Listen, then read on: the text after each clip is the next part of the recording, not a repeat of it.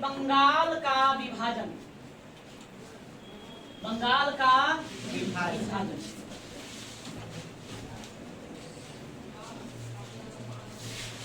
साथ ही पढ़ेंगे स्वदेशी आंदोलन,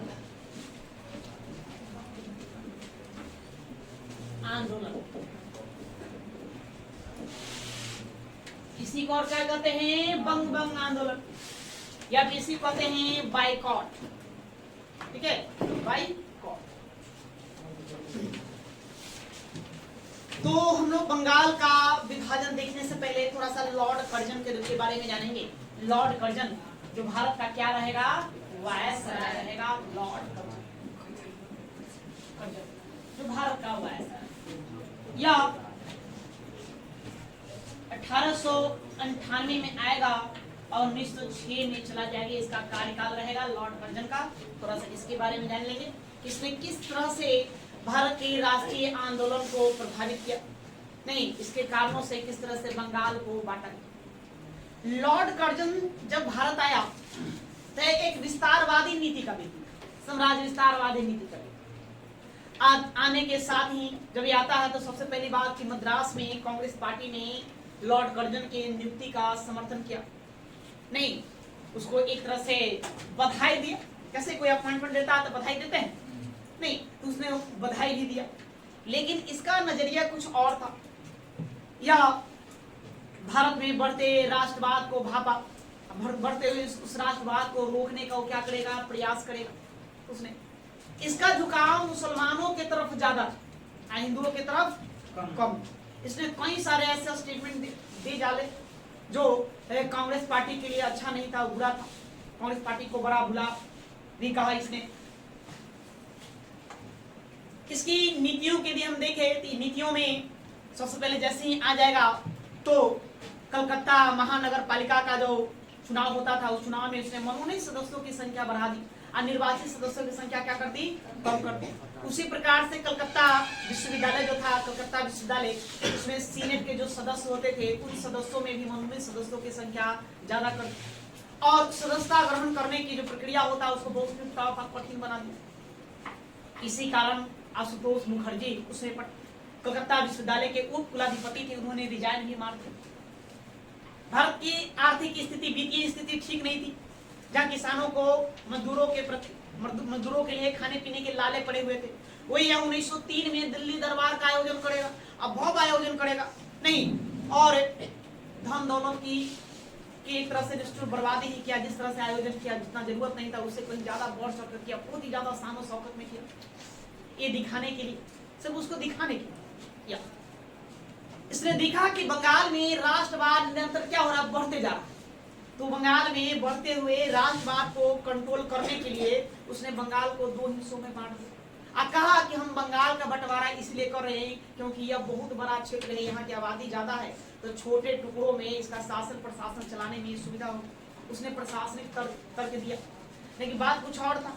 बात क्या था कि बंगाल में बढ़ते राष्ट्रवाद को कुचल नहीं, जिससे अंग्रेज लोग परेशान हो रहे थे, ब्रिटिश सरकार जो है परेशान हो रही थी। तो पहले थोड़ा सा हम लोग लॉर्ड कर्जन के बारे में लिखेंगे, उसके बाद हम आगे चलते हैं बंगाल विभाजन की। तो लिखिए, ये तो लॉर्ड कर्जन,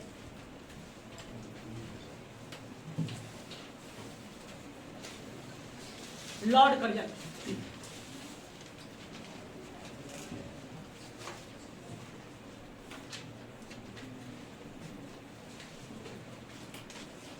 लिखेंगे वर्ष 1898 ईस्वी में, वर्ष 1898 ईस्वी में लॉर्ड कर्जन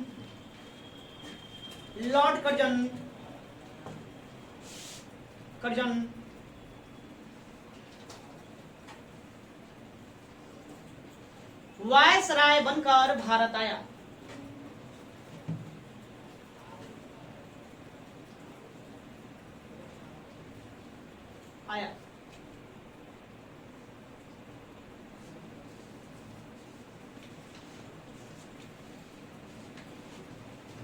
कांग्रेस के मद्रास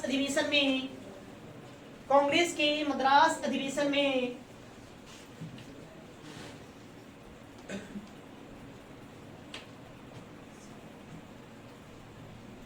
अधिवेशन में कर्जन के नियुक्ति का स्वागत किया गया था। कर्जन के नियुक्ति का स्वागत किया गया था।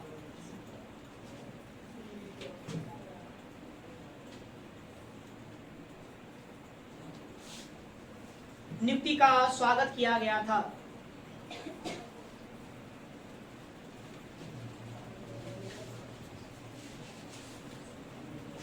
लॉर्ड कर्जन साम्राज्य विस्तारवादी, लॉर्ड कर्जन साम्राज्य विस्तारवादी नीति का व्यक्ति था। नीति का व्यक्ति था।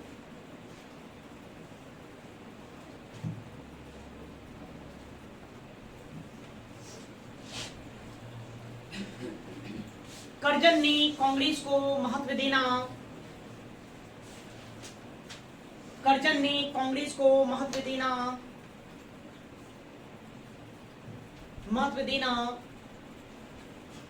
कम कर दिया। कर्जन ने कांग्रेस को महत्व देना कम कर दिया। उसका झुकाव मुसलमानों की ओर ज्यादा था। मुसलमानों की ओर ज्यादा था।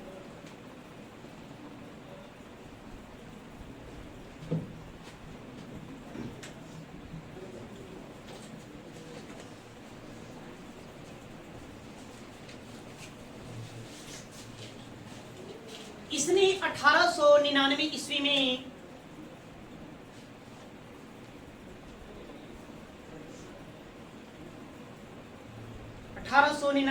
में कलकत्ता नगरपालिका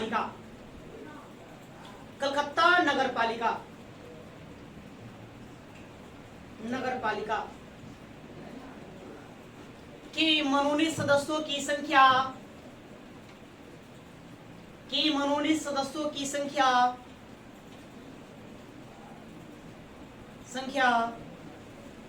बढ़ा दी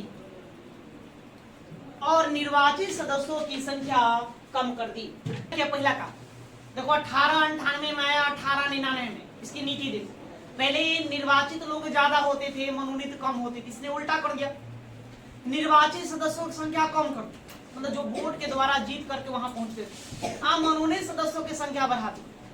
नहीं, ऐसा क्यों किया? अरे मनोनीत करना था तो सिंपल सी बात है, मनोनीत तो हम ही लोग करेंगे, या हमारे ही राय से लोग मनोनीत होगा ना, तो मेरी बात ज्यादा मानेगा।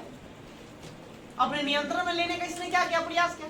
एक काम इसने आते ही ये कर दिया। आगे 1903 में भव्य दिल्ली दरबार का आयोजन किया। दिल्ली दरबार का आयोजन किया।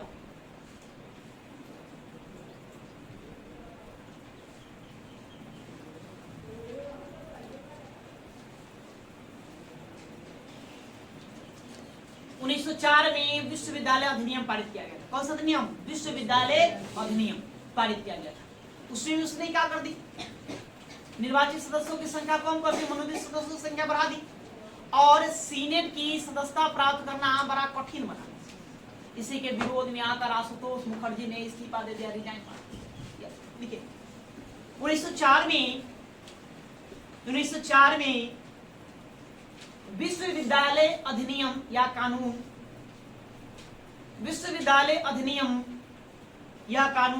पारित किया गया। पारित किया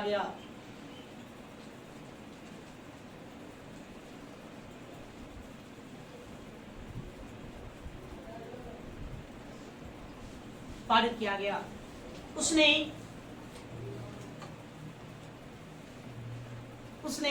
विश्वविद्यालय के सीनेट में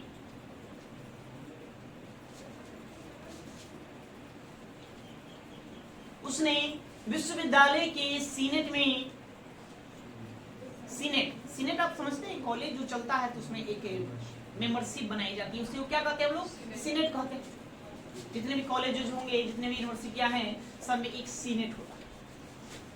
नहीं मतलब कुछ लोगों का टीम होता है, दल होता है, जो कॉलेज का क्या करता है? संचालन करता है। तो क्या लिखे? उसने विश्वविद्यालय के सीनेट में मनोनीत सदस्यों की संख्या बढ़ा दी। मनोनीत सदस्यों की संख्या बढ़ा दी।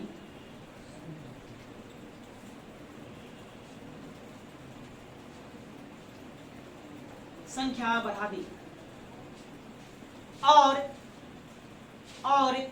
सदस्यता प्राप्त करना कठिन बना दिया। कठिन बना दिया।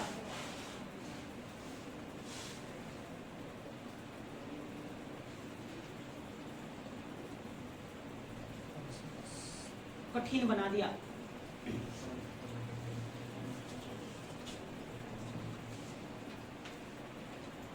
जिसके कारण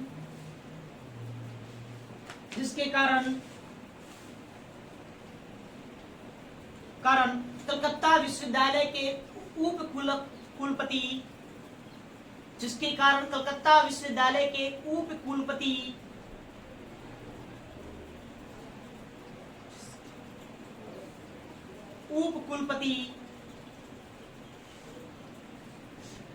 आशुतोष मुखर्जी ने इस्तीफा दे दिया।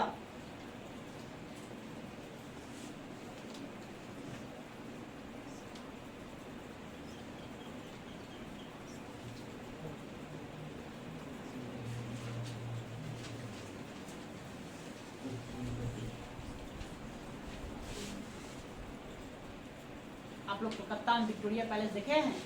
नहीं, कलकत्ता विक्टोरिया पैलेस है ताजमहल के समान संगमरमर का बना हुआ। नहीं, इसको भी कौन बनाएगा? Lord Curzon. उसी में अच्छा खासा क्या करेगा? इसी का नाम था कि भारतीय जो होते हैं, भारतीय मिट्टी के ढीले के समान, कुछ सबको कुछ नहीं आता। लोग हाथों में शासन प्रशासन भी दे देंगे तो ये चलेगा नहीं।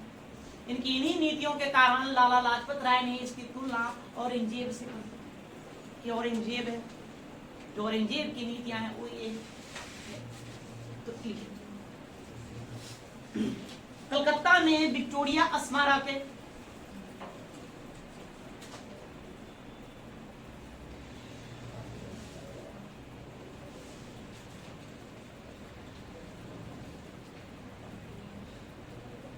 कलकत्ता में विक्टोरिया स्मारक, विक्टोरिया पैलेस, विक्टोरिया स्मारक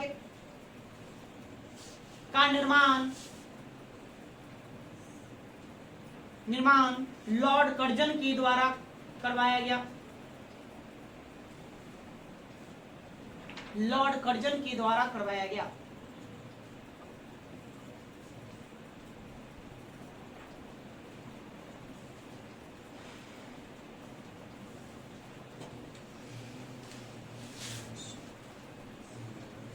एक क्लास में देखिए, लाला लाजपत राय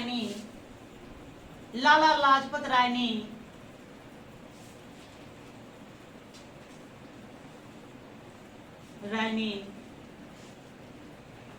औरंगजेब की तुलना, एक मिनट के, लॉर्ड कर्जन की तुलना, उसको बंद कर दो गूगल। लाला लाजपत राय ने लॉर्ड कर्जन की तुलना औरंगजेब से की।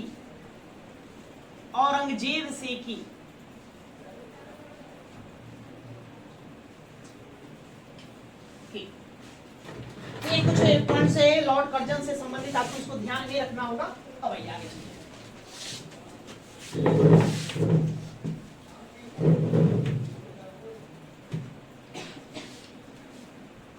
देखिए, बंगाल विभाजन, बंगाल का कैसे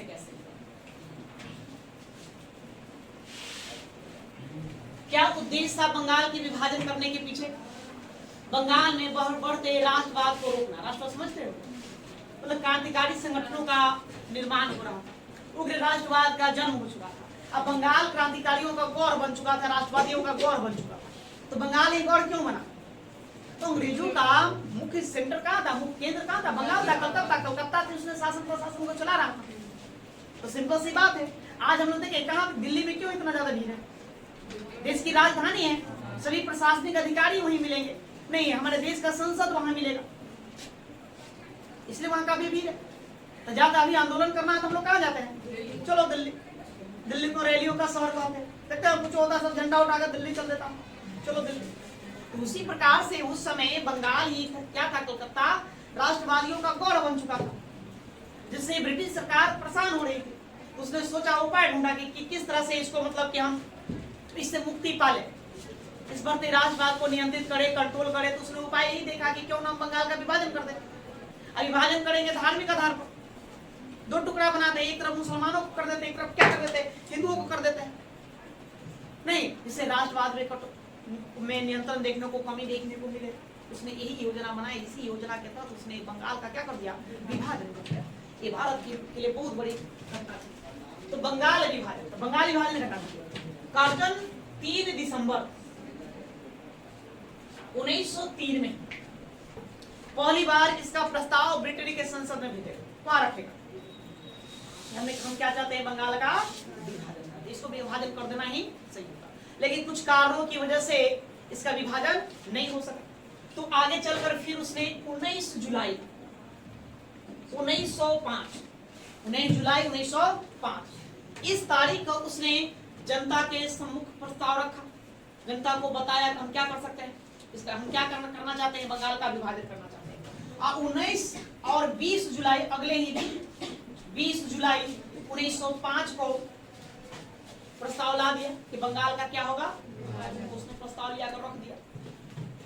16 अक्टूबर 1905 को ये प्रभाव में आ गया कि बंगाल क्या होगा, बटे, मतलब उसको लागू कर दिया। बंगाल विभाजन के जो प्रस्ताव था उसको क्या कर दिया, लागू कर दिया, तारीख कर दिया। पहली बार दिसंबर 1903 में पहली बार प्रस्ताव ब्रिटेन की संसद में रखा गया, इसलिए कि बंगाल का विभाजन होगा।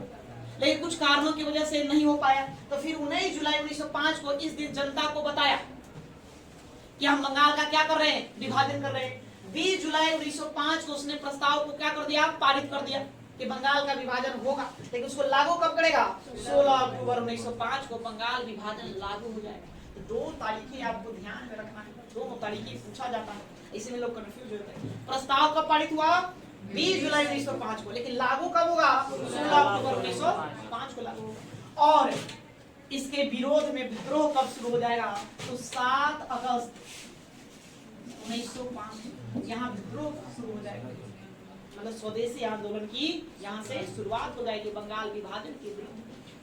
बस तो ये आपको तारीख है, 3 तारीखों का आपको गौर करना, ध्यान रखना। तो हेड दिए बंगाल का विभाजन। तो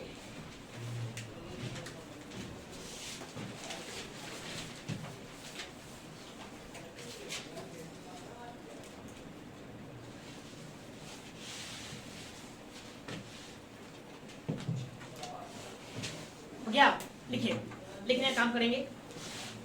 कर्जन ने प्रशासनिक कार्यों से,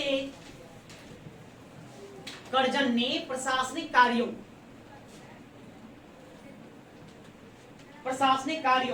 के कारण, कर्जन ने प्रशासनिक कार्यों के कारण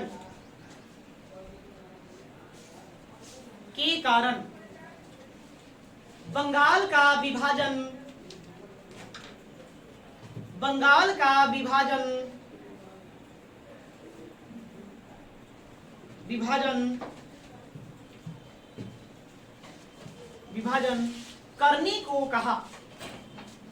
करने को कहा।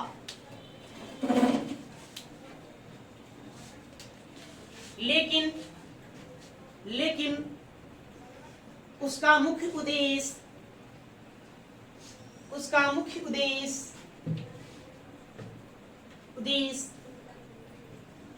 बंगाल में बढ़ते राष्ट्रवाद को रोकना था। बंगाल में बढ़ते राष्ट्रवाद को रोकना था।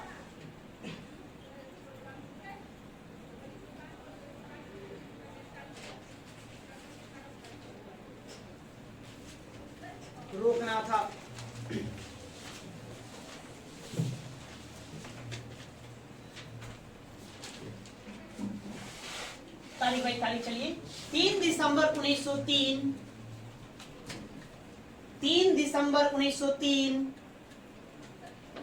1903 को बंगाल विभाजन का प्रस्ताव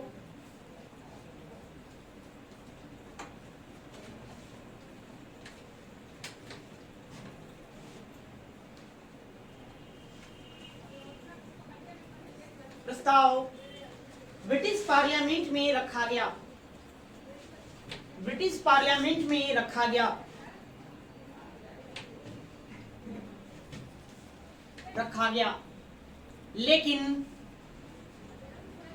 लेकिन कुछ कारणों से यह पारित नहीं हो सका।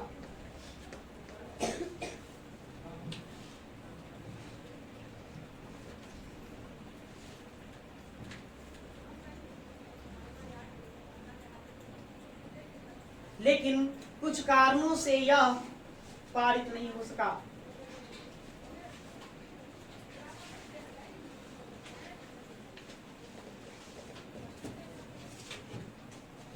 नेक्स्ट 19 जुलाई 1905 को 19 जुलाई 1905 को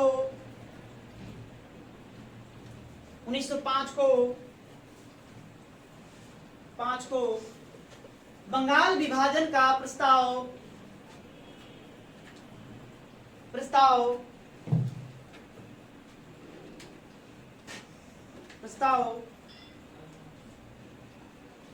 जनता के सामने रखा गया, जनता के सामने रखा गया।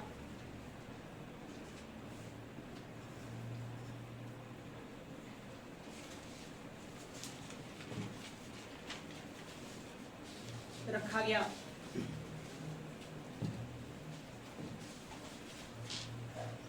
20 जुलाई 1905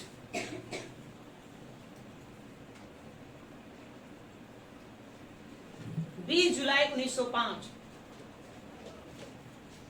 को बंगाल विभाजन की घोषणा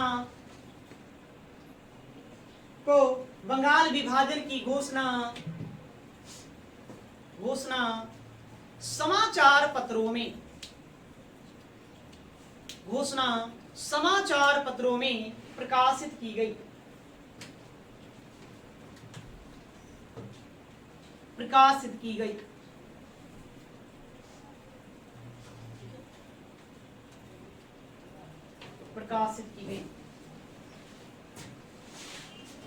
विरोध कब शुरू होगा? 7 अगस्त 1905 को। हम फिलहाल अभी इसको यहाँ लिख लीजिए एक लाइन, बाकी हम पढ़ेंगे आगे। 7 अगस्त 1905 7 अगस्त 1905 को इसका विरोध प्रारंभ हुआ। नेक्स्ट 16 अक्टूबर 1905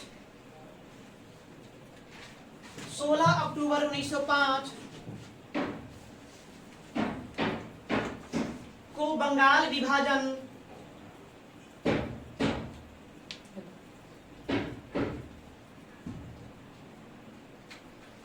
16 अक्टूबर 1905 को बंगाल विभाजन लागू कर दिया गया। बंगाल देख रहे हैं क्या है ना, वर्तमान में बंगाल जो है वो वर्तमान में आप देखिए राज्य बिहार, झारखंड, उड़ीसा, पश्चिम बंगाल और बांग्लादेश बंगाल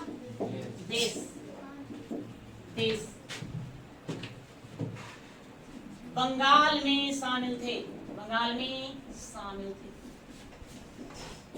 ये था बंगाल ना, बंगाल में इतने क्षेत्र थे। अब इस बंगाल को क्या करेगा? 2 भाग में बांट देगा। एक का नाम रखेगा पश्चिमी बंगाल या पश्चिम बंगाल, और एक का नाम क्या कर देगा? पूर्वी बंगाल।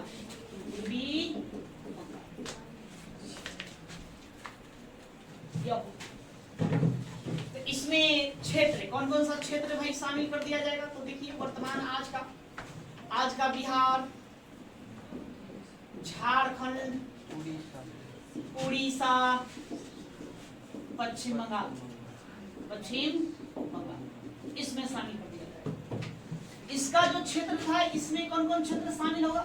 इसमें क्षेत्र शामिल करेगा आज का बांग्लादेश देख रहे नहीं हो तो आप कहिए मिलता ढाका, ढाका, चटगांव, चटगांव और असम, असम से काटेगा वो राजशाही क्षेत्र, असम का राजशाही क्षेत्र, इसको काट दो, वहां से ला देगा। इसकी जो राजधानी है, इसकी राजधानी बताएगा, इसकी राजधानी कलकत्ता होगा, कलकत्ता। और इसकी जो राजधानी है, राजधानी ये बना देगा ढाका, भाई ढाका होगा इसकी राजधानी, ढाका।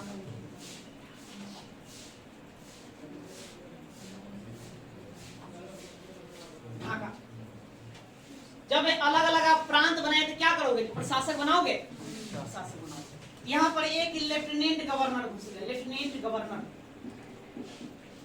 उस लेफ्टिनेंट गवर्नर का नाम रहेगा Andrew, Andrew Fraser, Andrew Fraser.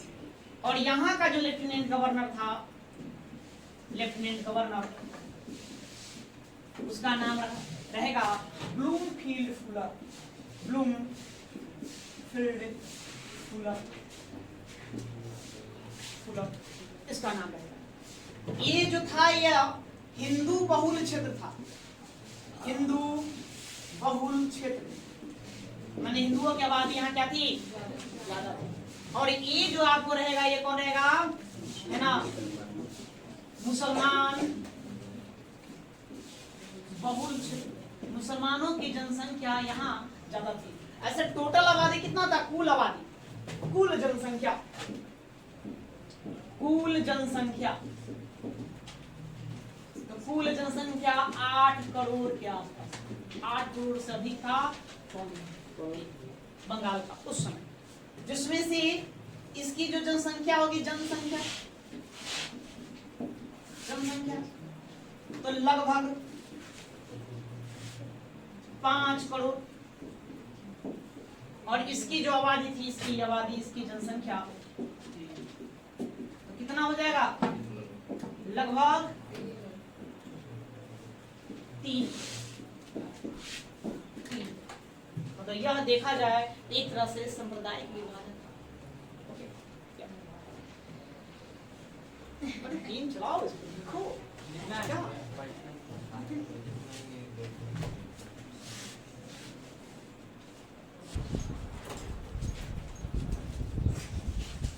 तो बंगाल का विभाजन इस तरह से कर दिया गया, पश्चिम बंगाल और पूर्वी बंगाल। कौन क्षेत्र कहाँ गया देख सकते हैं, बिहार, झारखंड, उड़ीसा, पश्चिम बंगाल, ये चला गया पश्चिम बंगाल में।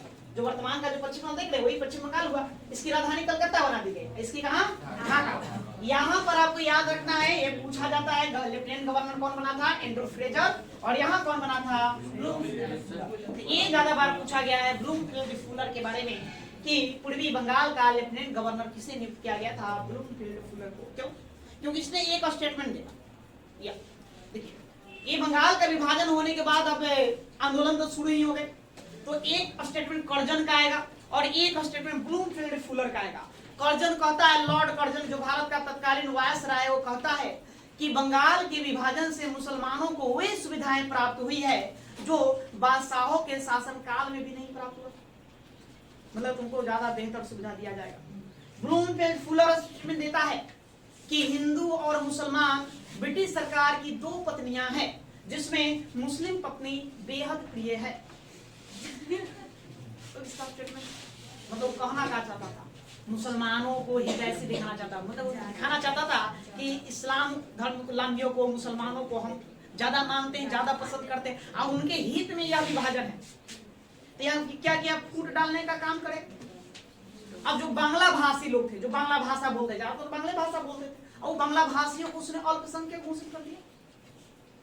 तो यहाँ पर फूट डालने का काम करेगा, है ना। बढ़ता हुआ राष्ट्रवाद ब्रिटिश सरकार के लिए सबसे बड़ी बाधा थी। उसको हर हाल में उसको नियंत्रित करना ही करना था। तो कोई उपाय न ढूंढा तो चलो कहो चलो विभाजन कर देते, आज सांप्रदायिकता फैला देते, हिंदू मुस्लिम कर देते हैं, एकता को खंड खंड कर देंगे, तब ठीक रहेगा। और इसी का परिणाम देखो आगे चल करके मुसलमानों के पक्ष में इतनी सारी बातें बोला कि मुसलमानों ने 1906 में मुस्लिम लीग अलग से पार्टी बना देगा। एक ऑलरेडी पार्टी हमारा कांग्रेस बना हुआ है जो इस स्वतंत्रता आंदोलन में सक्रिय रूप से काम कर रहा है।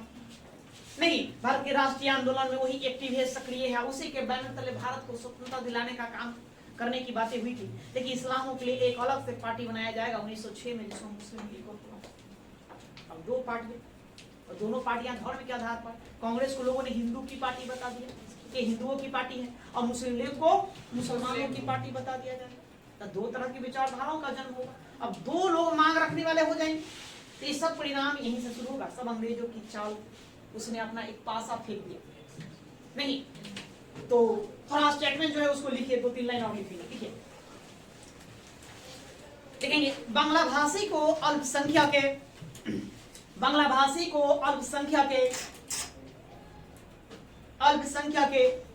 घोषित किया गया। अल्पसंख्यक घोषित किया गया। बांग्ला भाषी को अल्पसंख्यक के घोषित किया गया।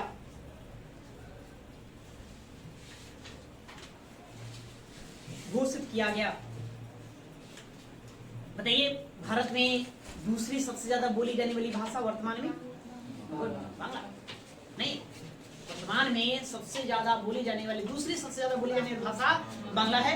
और तीसरा स्थान पर कौन है? तमिल की तेलुगु। ठीक है, तेलुगु।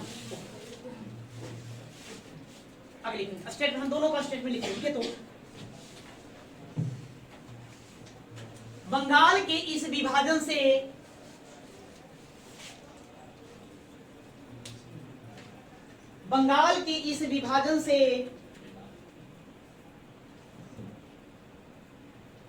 इस विभाजन से मुसलमानों को वे सुविधाएं प्राप्त होगी, मुसलमानों को वे सुविधाएं प्राप्त होगी, वे सुविधाएं प्राप्त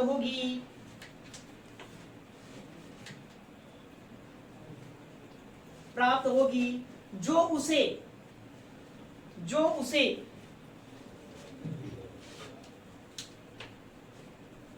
बादशाहों के शासनकाल में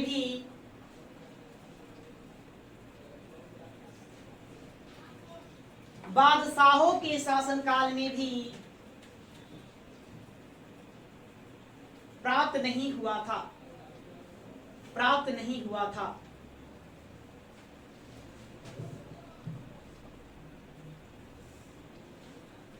एक स्टेटमेंट है, कथन है। किसका कथन है? यह डैश देख लिखिए, लॉर्ड कर्जन। ये ब्लूमफील्ड का नहीं, ये लॉर्ड कर्जन का है। लॉर्ड कर्जन, ये इसका स्टेटमेंट है।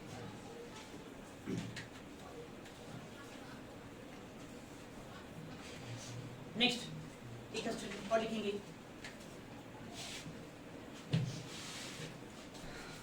हिंदू और मुस्लिम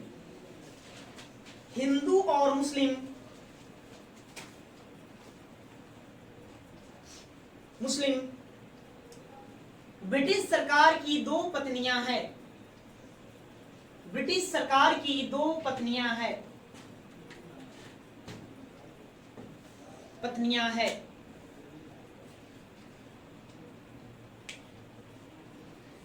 जिसमें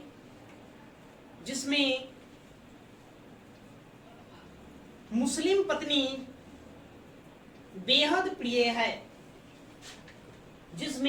पत्नी बेहद प्रिय है। दो और स्टेटमेंट लिखिए। या किसका? या ब्लूमफील्ड फुलर। किसका स्टेटमेंट? या ब्लूमफील्ड फुलर का स्टेटमेंट है।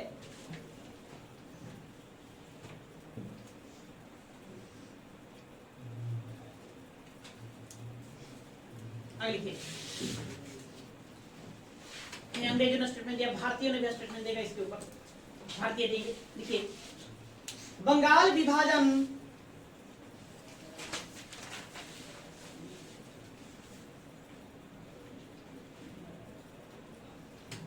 विभाजन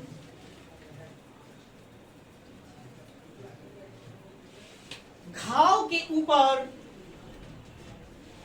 घाव के ऊपर नमक के समान है। बंगाल विभाजन घाव के ऊपर नमक के समान है।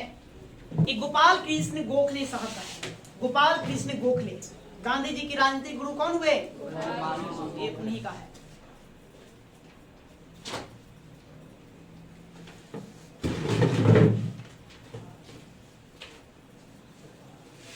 और लिखिए, बंगाल विभाजन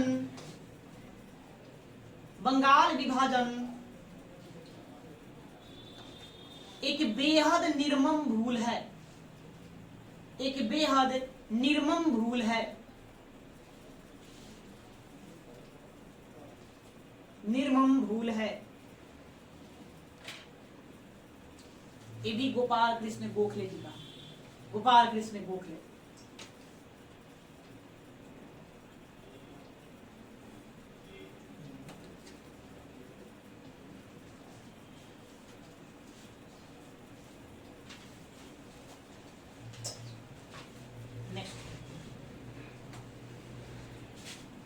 यह विभाजन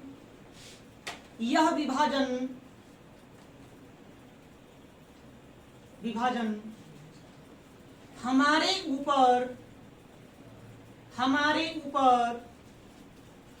एक वज्र की तरह गिरा।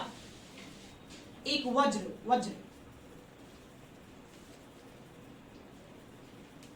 किनका हथियार है जी? पुरानी कथा में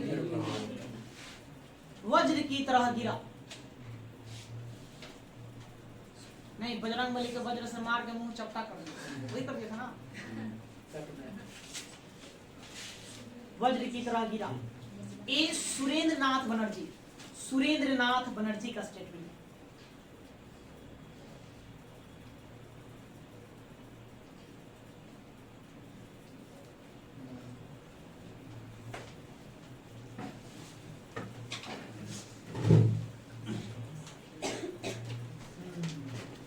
एक और लिखो, ए पर लिखिए, गांधी जी का स्टेटमेंट है, बाद में गांधी जी देंगे।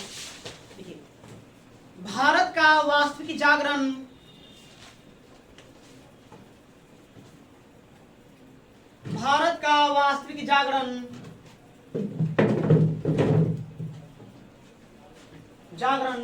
बंगाल विभाजन के बाद प्रारंभ हुआ।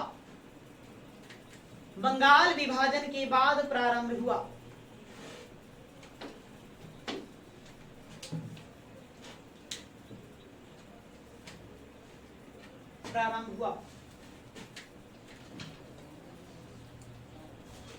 ये महात्मा गांधी जी का है। ये महात्मा गांधी,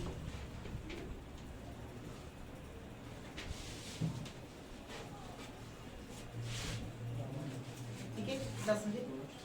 और हेडिंग दीजिए स्वदेशी आंदोलन। स्वदेशी आंदोलन, स्वदेशी आंदोलन। इसी को बंग भंग आंदोलन कहते हैं, इसी को हम लोग बाइकॉट आंदोलन। स्वदेशी आंदोलन। अब यहाँ से हम आंदोलन का रूपरेखा देखेंगे, कैसे कैसे आंदोलन आगे बढ़ाएगा, क्या इसके परिणाम निकल कर के आएंगे, नहीं इसे घटनाक्रम को देखेंगे वगैरह वगैरह। तो अब यहाँ से कल आज के लिए इतना ही।